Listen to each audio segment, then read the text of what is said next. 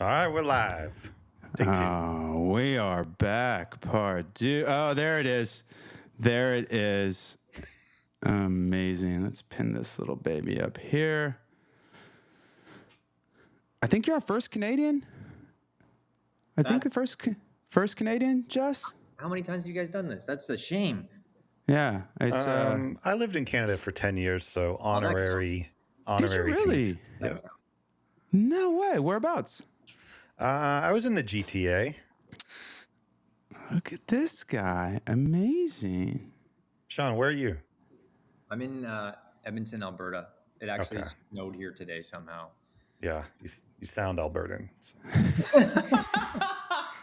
That can't be a compliment. Well, there's all these people always, when I say I lived in Canada, no one in Toronto really talks. The Canadian accent is not Toronto. It's No. Alberta or Calgary. So Yeah. Yeah, or the East Coast. yeah, right. Which is worse. Amazing. What's been going on in your world, Jess? How you living? What's new? The beard looks good, by the way. Are you growing it out? No, I'm just. It's just been the same length for a while. Okay. Yeah, things are good. Did you catch the Barry episode? No, I need to go back and watch. Is this sensational? Because that was with the super smart gal. I can't ever pronounce her name. Akvila. Akvila, yes. Yeah. Did it land? Good. Yeah, we did a mini autopsy in there. That's gas. We had a tour shirt that was too hot for replay. It was too hot for TV.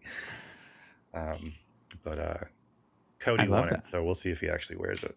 I love it. Too hot as in the crowd got upset, or too hot as in? I think Barry got upset. Oh no! it was hot flash, and it was Barry opening. It was opening a trench coat, and it said hot flash HOTT. That's so good. What? Oh my gosh! I leave for one show, and that is amazing. Oh my gosh!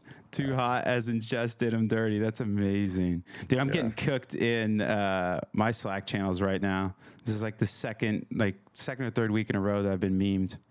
The pros and cons of having really smart people, and arguably my boss can meme as well as me, or even better. Oh yeah. So it's just he's a hitter. He's a hitter. Especially in private channel kind of stuff, not public facing. He's hilarious. Yeah. But are you coming out? Are you going Whaley's? You doing Whaley's, Jess? No, haven't planned on it. Shaun, you going out to New York, Whaley's? No. No, I boycotted it when you left. I was like, no, I'm out. I boycotted. Yeah, what's the rule there? I wasn't sure what the standing boycott is or not. Oh God, I love you guys. No, it's probably a great event. Yeah, I'm excited. I mean, they have 1 million tickets? I mean, it's really cool to see what they've done with it. So I'm excited to see where it all lands. It should be fun. Plus, New York's always a fun time. Yeah. I love New York City. Would never live there, but I love it in doses. I think it's a Tom Brady city. Whether you love it or hate it, it's undeniable. Yeah. 100%. Did they already pick all the potential winners and stuff? I know the nominees. Yeah, I don't know the winners. Because we sponsored an award, to be transparent. Best Customer Experience Award. So Shreyas, our CTO and co-founder, will be giving it away. Well, DTC show should be on there for best merch if you're running that category back again. Right? Well, I mean, we also need to. I need to sync with you offline. Well, people that watch this show love us. We're in the works of getting an Austin HQ. So right now we're proper, the Fearless Leaders are out of SF, and then we have an office in New York, and then we're gonna get one in Austin. So we might have to do reruns, one-offs of all the ones you made, and hang them in the office. Yeah. absolutely. Because did you ever? Yeah, you made it to the. You saw the triple office, right? Because you were Creative-Palooza, and it was. Wasn't terrible. All right. 45 viewers. Let's start the show here. Let's go. It's the DTC Shoooooow. Jump right in, you better get on it fast so you don't miss anything with Robert and Jess. It's the latest news and some random guest. All your favorite segments that you are obsessed. Win some merch, be a part of the show. Get your ass up in the chat and let it all flow. So jump right in, there is so much to know. It's your number one marketing show.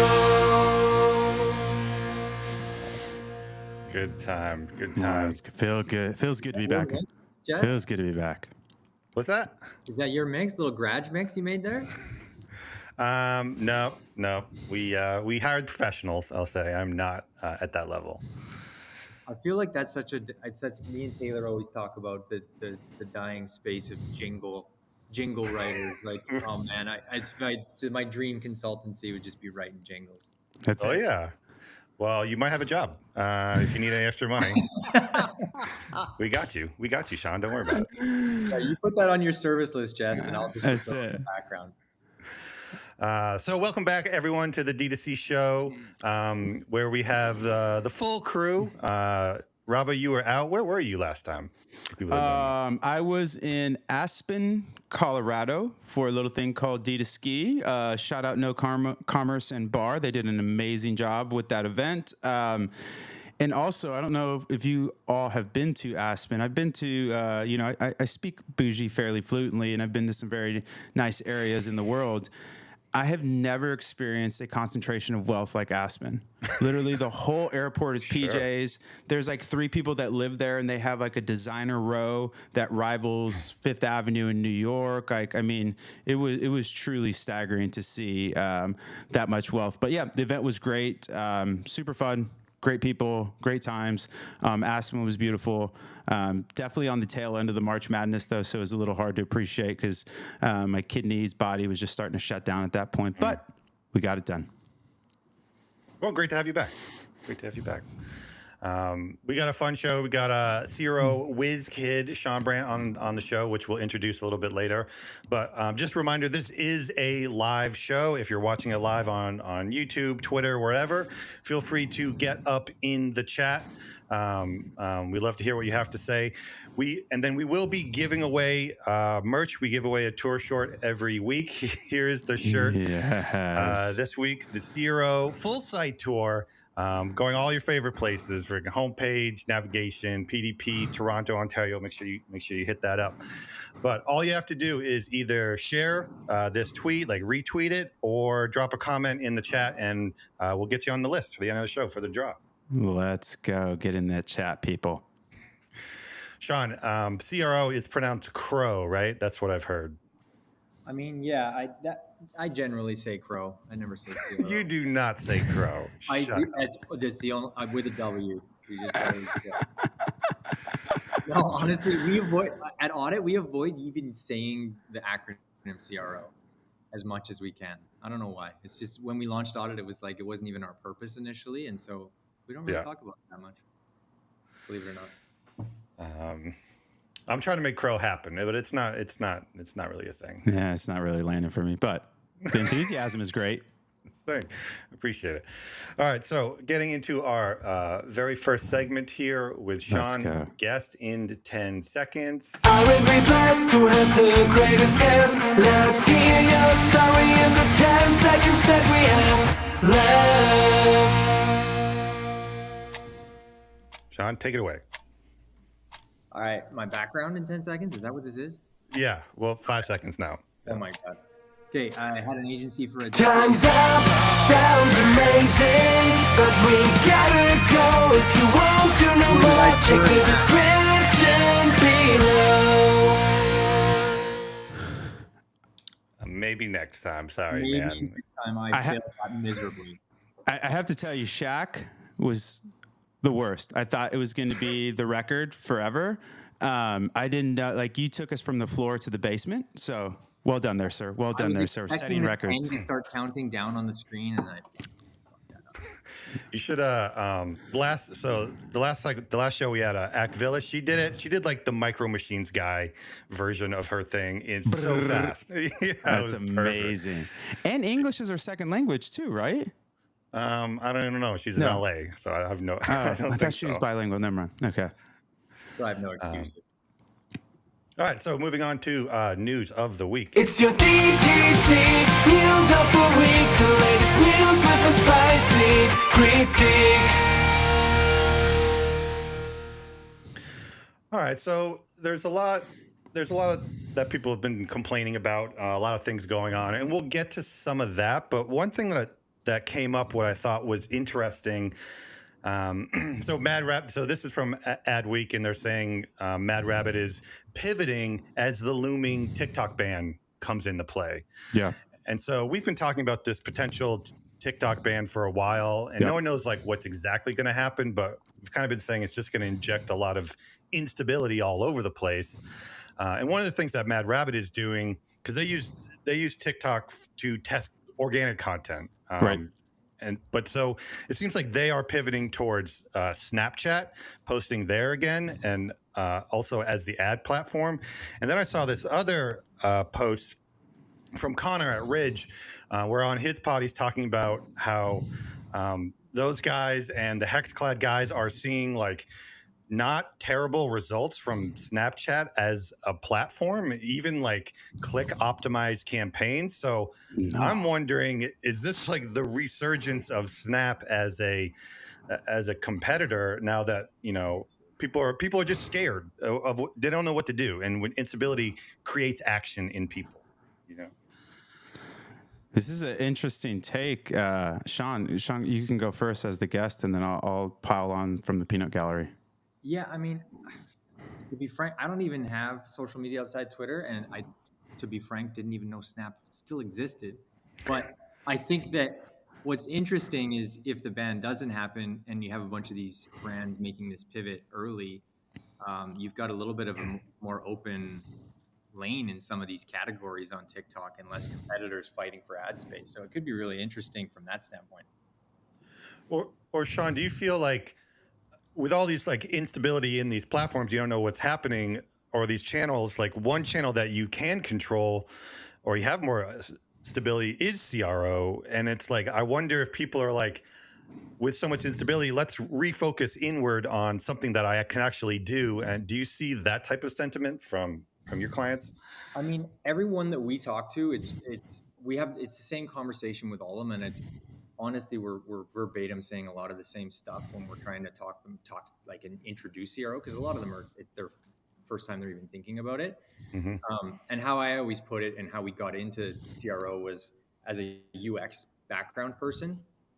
When I first got into performance marketing and we started Coolin, I was just so blown away because I'd never been in that space at all the customers coming through that were spending 50, 100, 500K a month on paid media. And almost nothing on their site once it went live. And for me, that paid ad is one step, and then the website is the next 9 steps in a lot of cases. So the imbalance of spend was just crazy to me. So I always, no matter what platform you're advertising on, whether it's TikTok, Snap, whatever, it's only step 1. So yeah, to your point, those other 9 steps of landing on the homepage, finding what you want, clicking there, going to a collection, going like those steps before they get their credit card in and hit purchase, like those are 90% of the battle. The ad is 10%. So I think, pivot around, figure out what works for you, you know, try and get away from something shutting down, especially if all your revenue and traffic's coming from there. But there's always got to be a focus on the site. Yep. And I would add to that, but also push back a little bit in saying that the site's performance is not only a function of conversion rate, but conversion rate's a function of traffic. Yeah. Yep. And so you can have the highest, like the most optimized site on the planet. Ain't nobody looking at it, don't fucking matter. And so I think one of the challenges is balancing, you know what I mean? How do I get traffic to the site? And then how do I make the most out of that traffic? But I think where TikTok, Snap, all these things is like, that's how you can get traffic from the site or to the site, if that makes sense. I do think it's interesting because as much as like, quote unquote, these seems like pivots, there's really not a lot of lock-in, especially with TikTok, because TikTok, like, that's kind of a feature or a bug, depending on how you look at it. Like, everybody can buy a lottery ticket because it's not really ingrained in your personals, ingrained in your past performance. Like, that's what you've seen with Facebook, right? Like, all these incumbents just get, I mean, Facebook organic sharing is essentially dead. It's the incumbents just take all the juice, but then those incumbents don't really have any incentive to get better because no matter what they do, they're just going to get the lion's share of the impressions, where TikTok is not like that. And I think Snapchat's quasi interesting, I guess, because again, I mean, there is definitely a certain aspect of like cost is 3 vectors: focus, expense, and bandwidth. But like, if you're just creating these short form videos and doing a little bit of spray and pray across Snapchat and TikTok and YouTube Shorts, like, I don't see how that is too risky, or, you know, it doesn't really increase the cost or that literal expense per se, if that makes sense. And so I don't know. I think it's interesting. I do think the TikTok stuff is super interesting because if you do ban that, then you have this monster economic pressure that needs to be released somewhere else. So does that mean Instagram Reels? Does that mean Snapchat, to your point, Jess? And so, I mean, not investment advice, but Snapchat has absolutely just taken just the haircut of haircuts. I'm looking at the stock price right now, but I mean, it's not great, put it that way. And so could this be, you know, to your point, a resurgence in terms of like, I mean, year to date, it's down 31%. It's the market cap is around, I mean, it's still not a nothing company though, 18 billion, 2 billion, but so that's kind of where I land. So it's not just advertisers or brands that are nervous. It's creators who are nervous, and they might be diversifying to Snap and putting more content on there, and they can also bring some of their audience like with them, you know, to Snap as well. And so there might be more inventory there, and then less competition because advertisers are not paying attention. So there might be some delta of opportunity for people to jump on the Snap chain in the short term. Yeah, this is exactly right. And this is why YouTube went so hard on creators. TikTok did quasi more of like a head fake than actually paying out. But YouTube did pay out a ton of people. And that's where I think Threads missed, where like none of these platforms, especially if they're not really like one-to-one social, like the OG Paths of the world or something like that, you need the best creators on there. Like that, the best creators are going to generate the best content. The best content's going to generate the most lock-in, the best engagement metrics, et cetera. So I think that's exactly right, Jess. All right. Let's see what else is going on. So we've had some tough times with Meta pretty much since February. Yep. And since some sort of major overspending bug, and then that seems to have like repercussions in the algorithm, and everyone's just kind of like freaking out. David Herman here, love David, says performance is improving. We are so back, but at the same, like this very same day, Meta shit the bed again. And so like I couldn't even like log in for half the day. So I don't know if anyone has insider information, but a lot of our clients are starting to feel like things are getting better. But even like this level of instability is just such a mental tax on brands and media buyers, and it's just challenging week after week, now month after month. I'm curious if this is like if you feel like we are getting better, or is this like the new normal? Yeah, if there's anybody in the chat as well, pop in, let us know what you had. Man, I'm a little farther away from it than I used to be, so I don't have the anger that I used to have. So I'll caveat with that. But there's a certain aspect of, one, bitching ain't switching. Like Facebook is still the king, queen of the paid media world by an astronomical amount, and there's very little indications that that's going to change. I will say that in the macro, like if you plotted all these kind of outages and stuff like that, they're probably still within the quote unquote SLA of like a 90% uptime. So that's the challenge there. Like it feels bigger than it is. But at the same time, like, let me analogize here. Like I shit on American Airlines all the time because they're terrible and I have to use them because they're a geographic monopoly in Austin. But like, if something bad happens, instantly I tweet about it, right? Mm-hmm. But like the last 2 flights were on time, service was fine. Like I didn't say shit, right? And so I think there's a certain aspect of possibly a loud minority. Plus, it's our ecosystem. I will say it is a bit disheartening, but I don't know. I just like.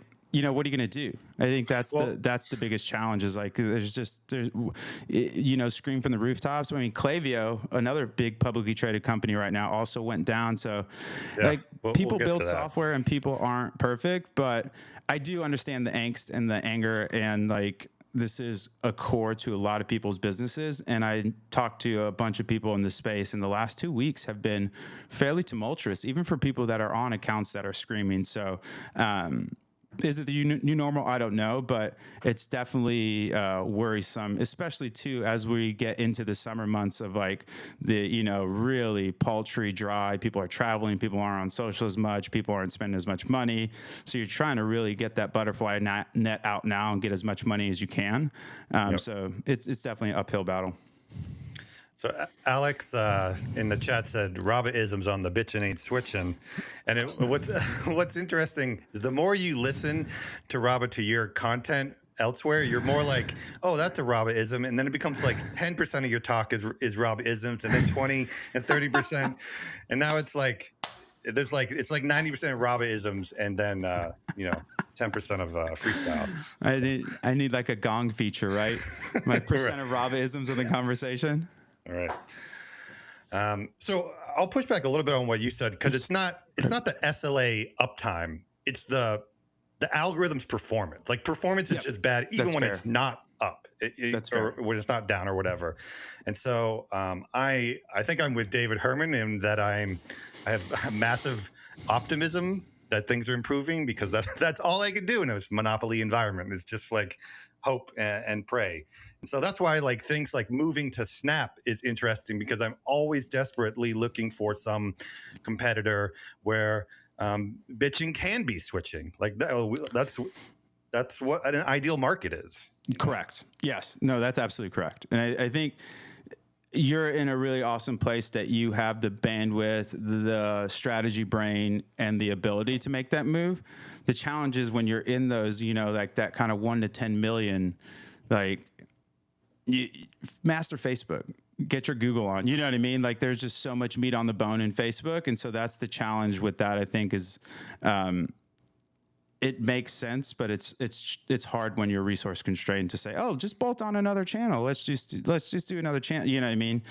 So, but I'm with you. I think people at the end of the day should be diversifying as much as possible. So I'm kind of talking out both sides of my mouth, but I don't know. I think the other thing too is one of the awesome things when you are smaller and growing is like, just go to where your people are. Like, and then once you do have resources, then you can do this channel expansion stuff. So, you don't have to be everywhere to everyone, but be really impactful in the things that you do. And then as you get more resources, because you're in that scale space, Jess, of like you're trying to bolt on more revenue other places because you're already spending so much on Meta. But that'd be kind of my little TED talk. Make sure you subscribe.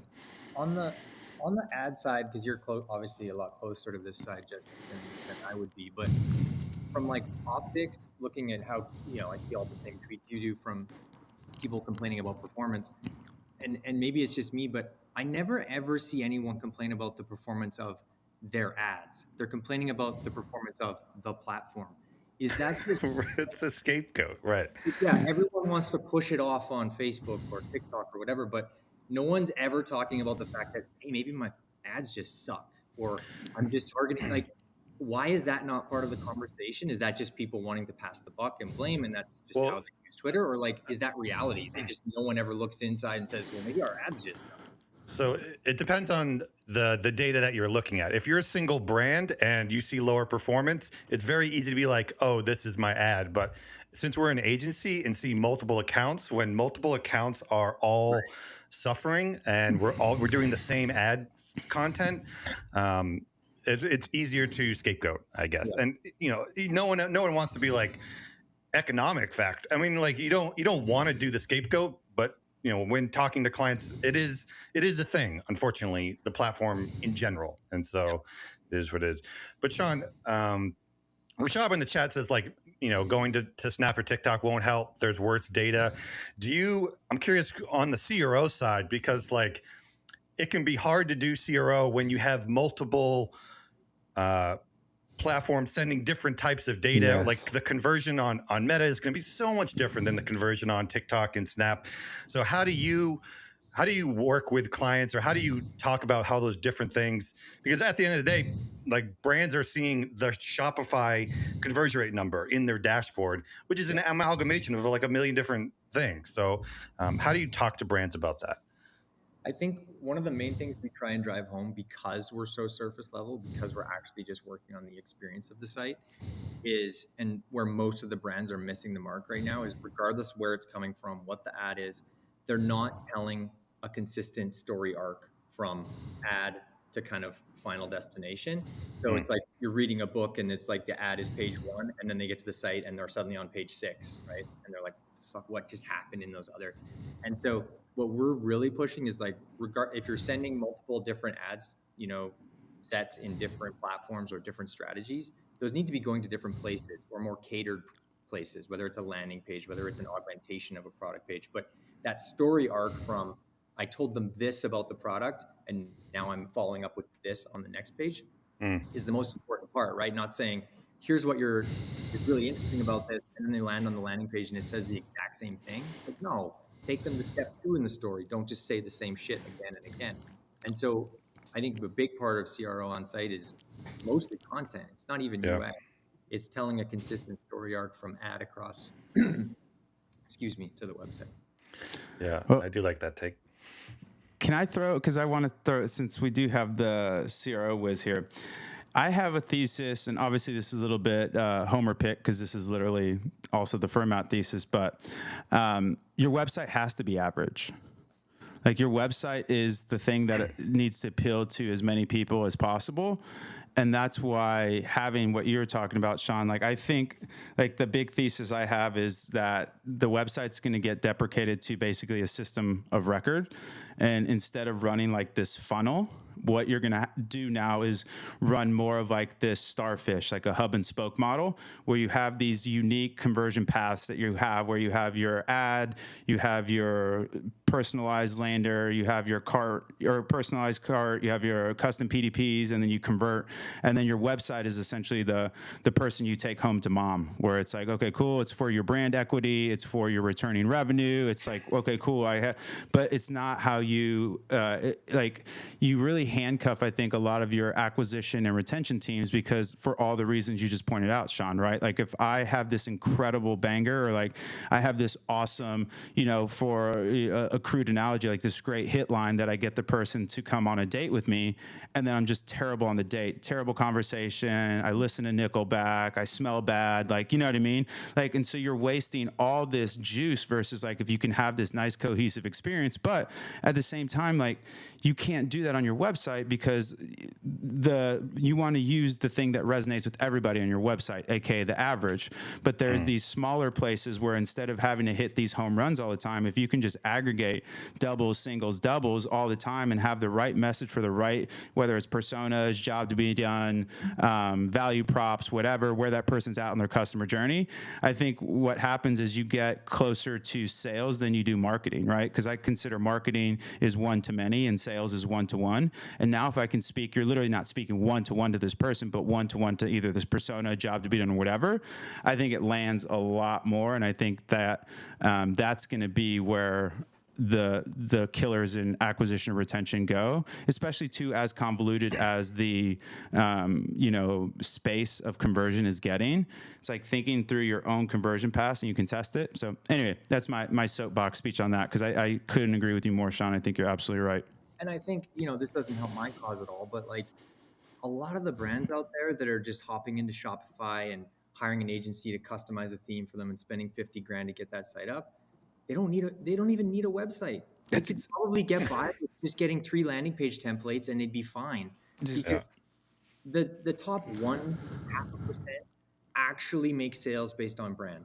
The other 99.9 or 5 they're just making sales based on they got someone into an ad. And that should be the focus of that user journey, not get them bought into the brand and this huge story. Like most of the brands we see popping up, their lifespan will be 2 years. And that's okay, right? Get in, make your money, hit the brand, and get the fuck out. Don't burn 100 grand on a website when you can probably be sufficient with a landing page. Yeah, I'll push back a little bit. Where give it. I love the just pushback. If you can direct someone to exactly where you want them to go, then you don't need a website. But there's a lot of organic stuff, and stuff goes viral, and they're not always gonna click the link in the bio or whatever. So they're gonna Google it. Some snippet of a brand and end up on the homepage. No, organic and website traffic, couldn't agree with you more. Or organic and direct, absolutely. I'm talking it through the lens of acquisition and retention. But I totally agree with you, and that's what the website's for. Organic, direct traffic. Again, this is our brand bastion. This is how I want everyone to perceive me. Again, taking home to mom. But then I can have these trust tree acquisition paths of like I can say things that might be, off brand or whatever, or I can also give people deals that I don't want to give to everybody because they're at a different point in their customer journey. Like one of the worst things you can do is give massive discounts to the people that give you the most money. Like why would you want to do that? But if you have somebody that hasn't bought from you in 6 months, throw them a 30% off or whatever, see if they bite on that. And so that's where I think you just get all this flexibility when you have this hub and spoke model. The other analogy I've been using is like Earth is like your website. Earth is bound by like the physics of Earth. And so there's only so much you can do there, right? Whereas what you can do if you're starting to launch a bunch of landing pages with Firmout or whatever you're using, you can build these constellation sites that are no longer adhering to the physics of Earth. And so you stole that from Rashab, right? No, I actually gave it to him. He hates it, so he's going to be mad that I use it. Yeah, errors in the gravitational field there. So yeah, he's a physicist, Yeah. So let's move on to what we were talking about, or you briefly mentioned Klaviyo. Klaviyo not known for going down last week. It went down for like the morning, which was an issue for certainly sending emails if you rely on that. But the bigger thing that people are talking about Klaviyo now is their new pricing structure. And so Jimmy Kim, who runs SendLane, right? So you said, just heard from an AG partner that clients are seeing bills increase 3x or more. You shouldn't have to pay 4 contracts in 2024. And so Klaviyo is now, I guess they're enforcing this active profile count on your plan. And if you're over it, you have to go into a higher subscription. And they're a public company now. They need to make money. Is this... And they're also like the biggest player, so they're an easy target as well. Robert, should people be upset that people have to pay to use the platform as intended, or like what's going on? I mean, I'll give you my marketing answer, and then I'll give you my economics answer. The marketing answer is, I think this is a messaging issue. Where you just need to frame it of like, hey, it's kind of what Netflix did a little bit when they kind of cracked down on their password sharing, and there's a grace period and you understand what's going on. Like, I think on the marketing side, it's a bit of a messaging issue. On the economic side, dude, this is one of the like hallmarks of a great business. Can you raise prices? And like, again, Netflix did it. Like eventually you're going to start to have to walk down that path. And, I think it's great. To your point, it makes room for other players. I just find the challenge in these spaces, and don't get me wrong, I love Jimmy, I love SendLane, I love everything they're doing over there. But when you are almost going back to like Snapchat, when you are trying to compete with somebody that is just this like endless pockets. Even if you do find something that's amazing or innovative, like they're just going to rip it off. And that's literally what Facebook did to Snapchat, where like Snapchat was essentially Facebook's R&D department. And then they saw an amazing feature. They could take that feature and then plug it in, see if it works. And then they also have the infrastructure because their ad tech is incredibly superior to that. So I think that's the big challenge with trying to take on incumbents in verticals where it's very difficult to generate product differentiation, is just like, you know, what do you do? And so I think for Klaviyo, it's, you know, again, it's a bit of the bitch and ain't switching. Like, you know, if you have all your flows in Klaviyo, you're doing all this stuff and you're still making a bunch of money and it's a 10% bump or something, or a 20% bump, you're like, all right, you know, you just normalize to the new economics because I'm generating $1 million a year or $1 million a month or whatever it is from my email campaigns. And I already have the SOPs. I already have all this lock-in. So I think it could be better messaging for sure.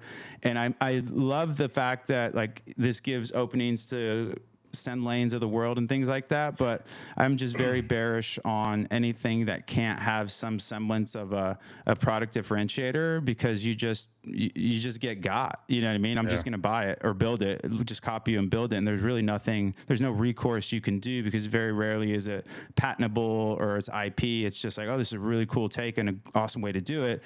And then it gets out and then they steal it. So that was a big, long diatribe.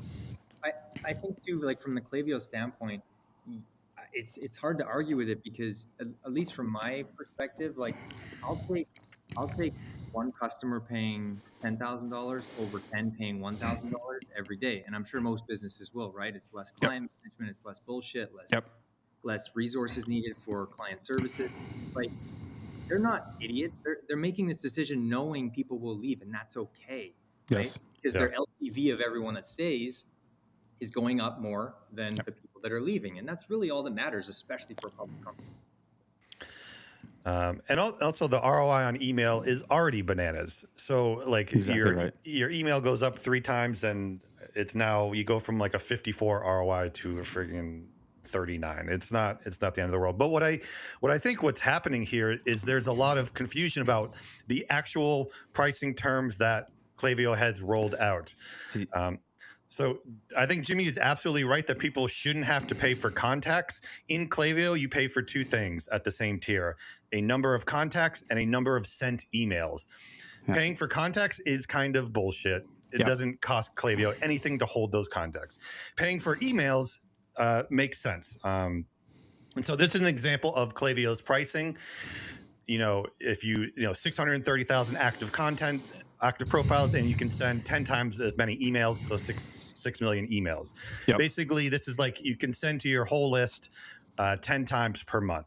I think the issue is if you have running up to an issue where you have too many active profiles, your email program is broken, because first of all, you should be cleansing that list significantly on a constant basis, and the limit you should be hitting up against is the number of emails, because you don't make money having a contact. You make money sending an email. So for our clients, we're constantly at the limit of sent emails, but well under the limit of active profiles. And I feel like that is the way you should be operating. And this is a perfect example of, this would have been a great mediator of like, hey, here's what we're doing, here's how we're charging, and by the way, we're gonna, like what Slack does. Hey, you haven't been in this channel for a while. Do you want to purge? And every month we're gonna go through and say, hey, you haven't sent any of these contacts for. We're not gonna delete them, but we'll just archive them. If for whatever reason you want to bring these back, let's go. And then you start to get, because dude. Pricing, most people very rarely care about the absolute, but they care about being treated fairly. And so if I can just tell you that, okay, yes, these are the reasons why we're charging you more money, if it passes the sniff test and it's fair, it's like, okay, cool. But when you're talking about ambiguity, when you're talking about, well, what happens now? I don't know what's going to happen. Well, why am I paying for this? Why?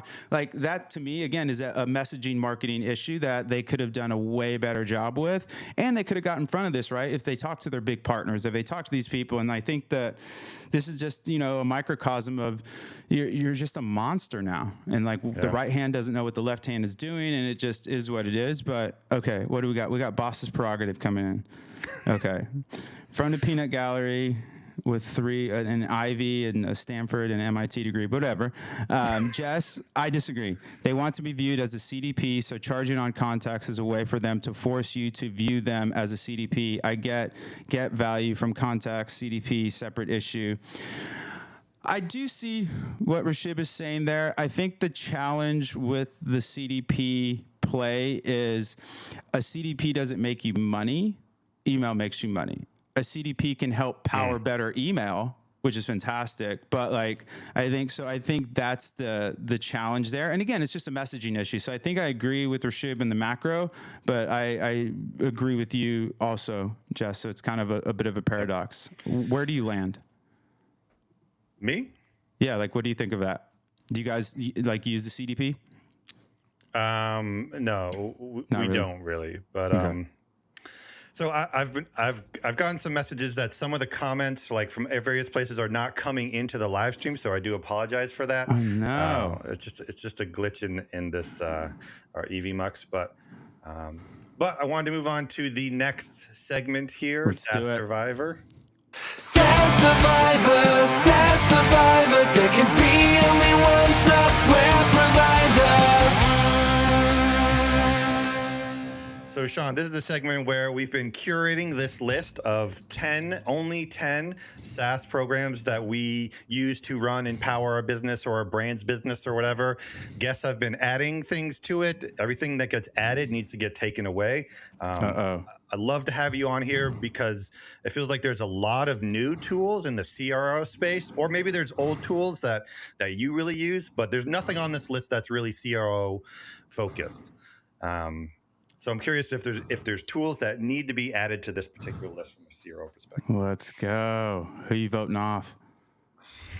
That's right. I got to vote one off and add one. Is that what you're saying? Well, we could. So the guest, Barry put friggin' Creative OS, and he makes money off that. So we can just get that.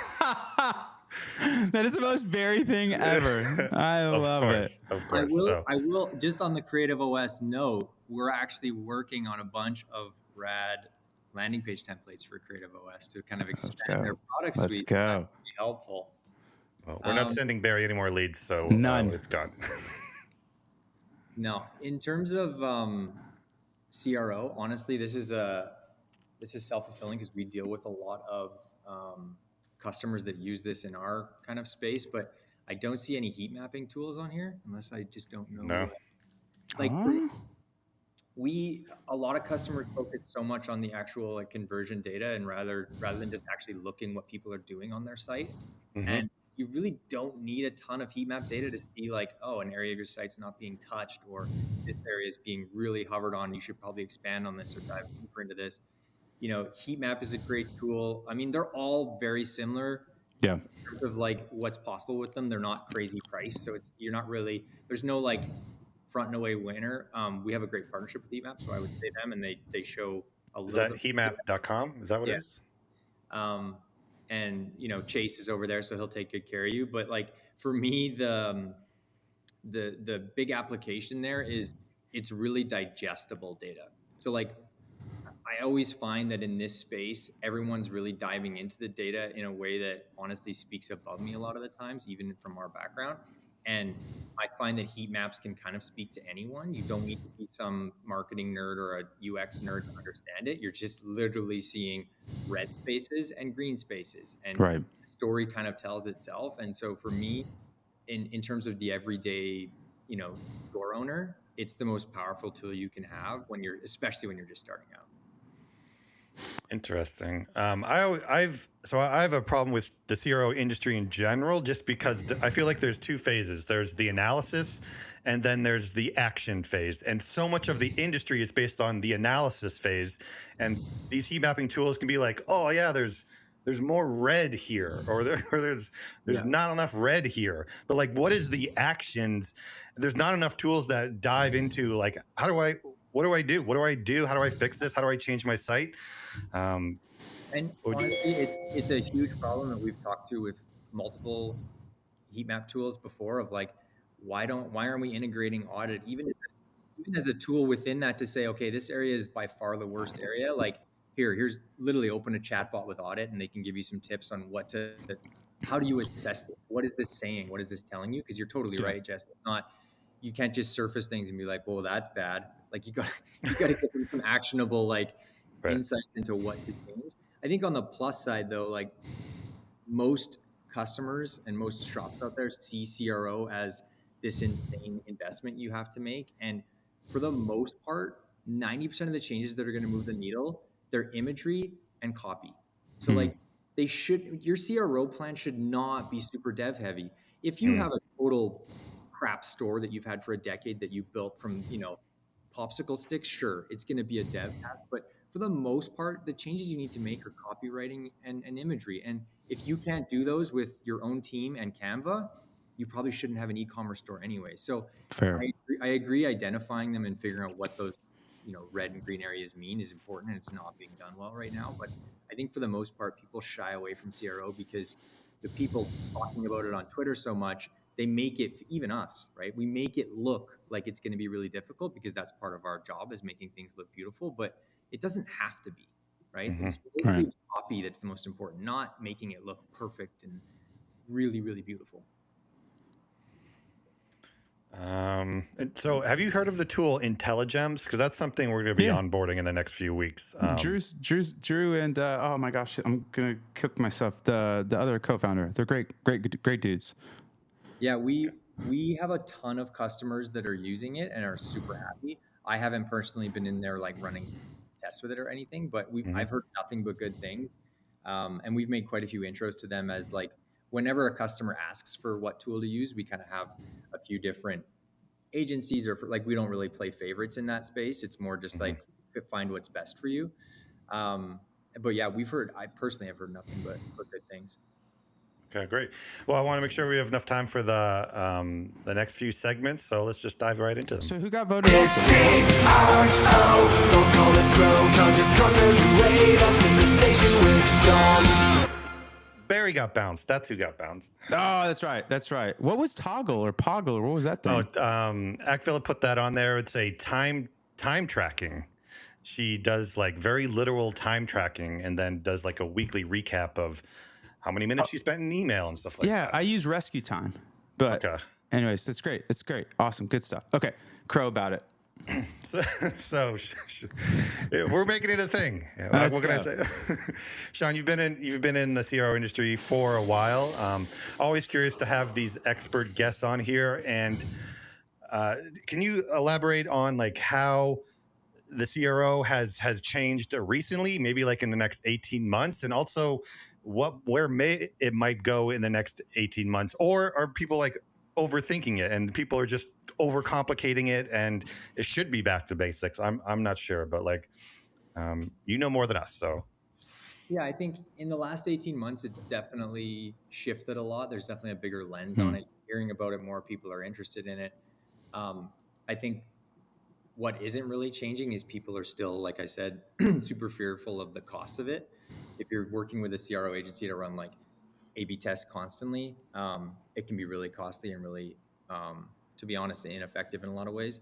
I think one thing that I'm seeing is people coming to terms with the fact that you really do need a shit ton of traffic and data for it to be effective and to run those tests properly. So I think CRO from a traditional standpoint, even 18 months ago, was viewed as like, pick a test, change something, run the test, get statistical significance, and, implement the winner. And I think it's shifting more to be a broader conversation around just how are we making things more clear. And that's really what we push, and we try and do our best to like educate our customers on it and educate even people that just come in and want to chat, not customers, on just like the things that we're recommending. They're not abstract ideas or stuff that we have insane knowledge on. We're just really good at understanding the customer journey, customer understanding of things, and making things really easy to digest. That's like the main thing in CRO that you need to understand is just most brands and most teams are so close to their products, including their marketing teams. You look at it so much that you miss really, really simple things. And, I always use this example with our customers when we're talking about CRO. Like, we used to work with, in my previous life, a ton of Fortune 500 brands, and they have a lot of data. And usually the changes that worked were the ones that we would send the experience to 5 user tests on usertest.com. It could be a 70-year-old grandmother, a 15-year-old kid. Didn't matter. The user did not matter. All that it was showing was within those 5 tests, where did people get stuck, right? Where did they? Yep. And as long as they had the goal of like, okay, go buy this, that's what you're trying to do, and you're watching them on a video go through it, you can get most of the CRO shit you need for your website by doing that exact same thing. Go to usertesting.com, get 5 slots, 10 slots, and get 10 people to go through and finish a task that you've assigned them. That's honestly what most brands need to do for CRO. It's not hire audit. It's not hire a CRO firm. It's just get back to basics and just be able to step away and let a complete stranger go through and see where they get stuck. That's the most effective thing you can do. So the testing aspect of CRO, I forgot, is another frustration I've definitely had. And I've gone from like, you need to have statistically significant results. And that can be expensive because you need that on purchases. It's not on clicks, Yeah. And so I've gone from like, you need to have this data. This is the best data. To wow, this is going to take forever, and this is expensive. And now let's do multivariate, and let's just test all the things and hope the conversion rate goes up, because it almost feels like it's faster or easier or better. I'm curious about where you land there. Yeah, it's always tough with statistical significance, because especially with the way brands are set up these days, and every time a new brand launches, like let's just rewind 5 years ago, we're seeing brands pop up and 50% of their presence is organic. Yep. Now it's like, I can't think of the last time I talked to a brand and we talked to, let's say 30 a week, that they were more than 10% organic, right? Yep. So you're dealing with customers, which makes conversion really hard. You're dealing with customers who are on a social platform like TikTok, Instagram, Snap, whatever, where the entire experience is designed to the millisecond to get you to consume more, right? More and more and more. And so when they come from that mindset of literally they're coming like this, not this, it's fast, fast, fast. When they get to your site, they're almost in that mindset and they're moving fast. And so that's why I feel like testing is becoming harder and harder, because these users are in the mindset of like, you grab me in half a second or I'm gone. And so it becomes really hard to test things, because a lot of them, and your heat map will show you this, they're not getting past the header on most pages. They're not scrolling because you haven't grabbed their attention in the first few seconds. So I think it's the focus for me, at least on CRO testing, and where people could focus more, is stop thinking about how do we optimize our site, and start thinking more about how do I optimize where they're actually spending time, which is where it's valuable, right? Which by the third fold, it's like 30% of your traffic is getting there. So like, why even just focus on those key areas instead of trying to optimize the site. Optimize where people are on the site. Yeah. 80-20 rule, Yeah. Yep. Pareto principle. Let's go. Love it. All right, so let's give some merch away here. Let's do it. We got some chat so fresh, chat putting in work. Who in the chat is gonna win this merch? Oh, right. You got to update. Oh, it updated. We got a bunch of people in here. Oh, these are some hitters. This is like a top floor marketing team. And apologize if you commented on Twitter something and it didn't come through in the chat. It is what it is. Catch it next week. But got a bunch of people here. We got one giveaway, so high stakes. Oh, wow. Drum roll, please. We need to start having odds. We can have odds to bet. Maybe do a bet US or something. Get a little. Oh, amazing! Sapphire Rosetta. Oh, amazing! I'm gonna creep on her on Twitter. Let's see what's going on or him. I don't know. Rosetta. Amazing. And Shaun, we'll send you this shirt. Of course, so you have it. Oh, another Canadian. You see, Shaun, you're bringing them all in. Amazing. Go. A Canadian came on as the guest. A Canadian won the prize. Jess is 10-year Canadian. I can smell the maple syrup. We have 2 tour dates on the full site tour in Canada too. That's amazing. To be fair, Chase, you made it on the SAS Survivor, which I would argue you're happier about than getting the T-shirt. Amazing. Yeah, and Chase and Alan, you know this. The wheel is rigged, so sorry. If you want to win next time, you know who to talk to. So. Exactly. We'll send you the routing number. All right. Last segment here. Whoop, whoop, that's the sound of the police. Robbers on the loose and it's got a new piece. Yeah, so I'll be quick. The few things I purchased. One was, did I talk about my little fancy charger yet? The travel charger thing? Okay, there's this incredible charger. We'll drop it in links. I purchased that. Incredible, 100%. I ended up buying another fancy light switch from Iotti. They're gorgeous, these little Italian things. They hit me with the Easter offer. I'm not even religious, but they hit me with the 25% Easter offer, and I was just like, God, let me slide in those. And then I have, what do I have next? I have a beautiful, actually, candle that Phil sent me that I need to open up. And then the last thing is bought a standing ashtray from Houseplant. I haven't gotten it yet, but from the Seth Rogen brand. It's really cool. So I'm really excited about that. Do you use smart lights too, right? Oh, I'm everything, dude. My whole my whole house, my blinds, my apartment. But I use they're called Rise, RYSE. Oh yeah. And then you can just kind of retrofit if you have I have the blinds with the the ball strings kind of thing. I have that. All my music is through Echoes, so I have Echoes through the house.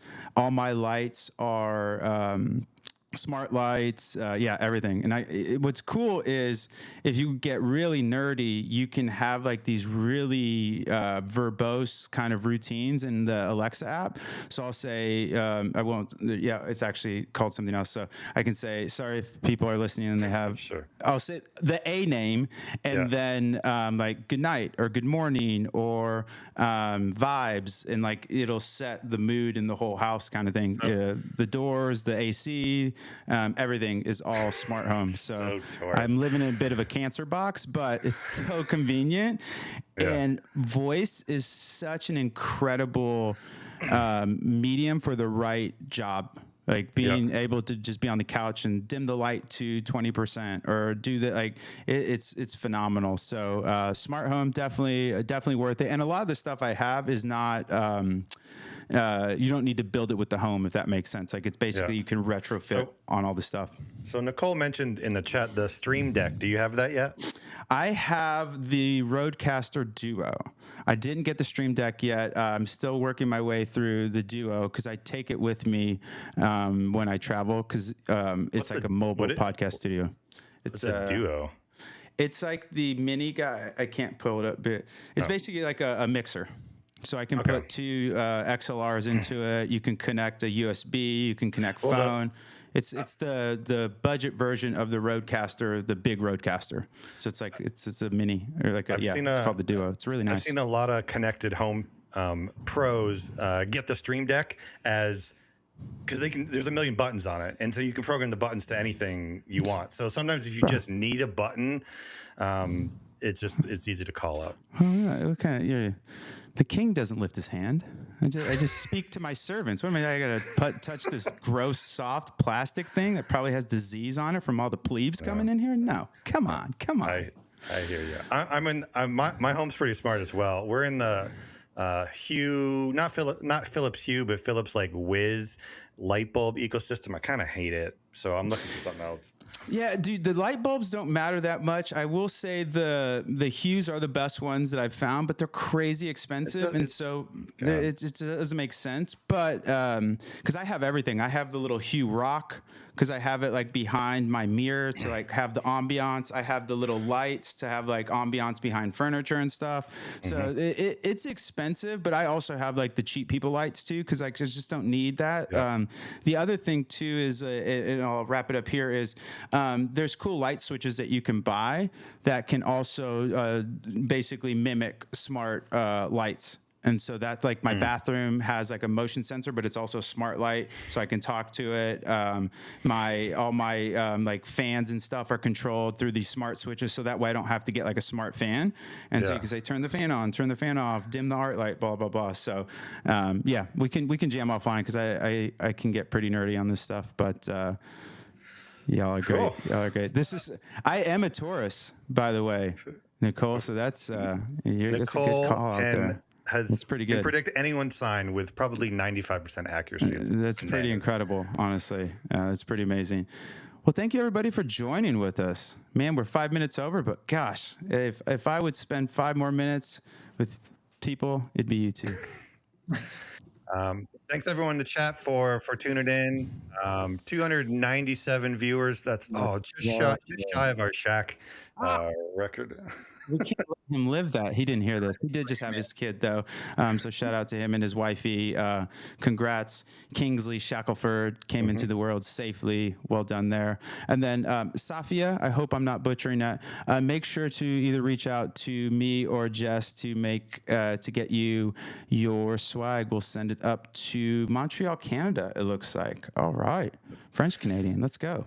And so that is the end of the show. Thanks everyone for sticking with us. Shaun, don't go anywhere.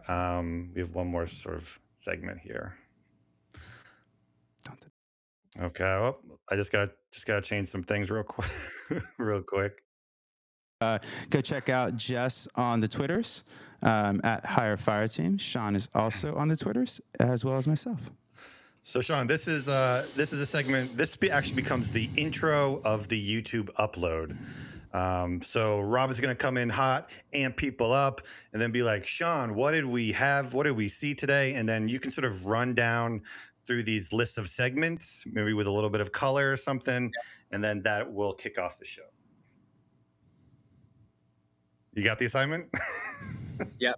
Sorry, I thought Rob was going to do that right now. Just me. Yeah, he is. Yeah. Oh, okay. Yeah, I got it. All right, what's up, everybody? I am back from March Madness, and I wrangled not only the best-looking Canadian, but one of the smartest CRO people on the planet from Audit. Fantastic name, wonderful branding. Shaun is going to take us through all the amazingness. Shaun, welcome. Thanks, Rava.